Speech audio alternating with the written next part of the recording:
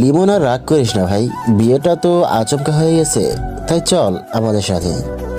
আরে কি রাগ করবো ভাইয়া, আমার এখন একটা ইম্পর্টেন্ট কাজ আছে, তাই যাব না, পরে এক সময় যাব। দেখো লিমন, চলো প্লিজ, রাগ করে থেকো না। আমি কিছু বলতে যাব, তার আগেই ফোনটা বেজে উঠল। এই দেখো ভাইয়া, বলছিলাম না কাজ আছে, আজকে একটা ফাইনাল ম্যাচ আছে, সেটা আমাকে খেলতেই হবে।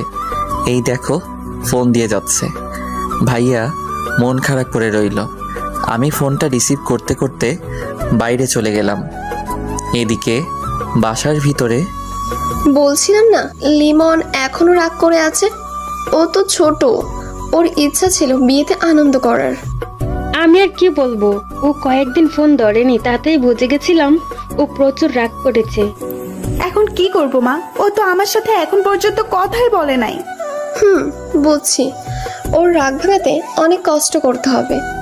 কিন্তু এখন হাবিবকে ওর শ্বশুরবাড়ি যেতেই হবে। লিমন আসার পর যাওয়ার জন্য এতদিন অপেক্ষা করলাম, কিন্তু আজকেও লিমন যাবে না। ওর তো যেতেই হবে, না হলে হাবিবের শ্বশুরবাড়ির মানুষের মান সম্মান থাকবে না। মা আমি যাব না লিমনকে না নিয়ে, ভাই আমার অনেক কষ্ট পেয়েছে। কিন্তু ওখানে না গেলে সমস্যা হবে। ভাইয়া বলেই বসে রইল। এদিকে আমি বাইরে গিয়ে ফোন রিসিভ করলাম। হ্যাঁ বলেন ভাইয়া। শোনো লিমন, তুমি এখানে চলে আসো, দুপুরে আমাদের এখানে খেয়ে রেস্ট নিয়ে খেলতে নামবা।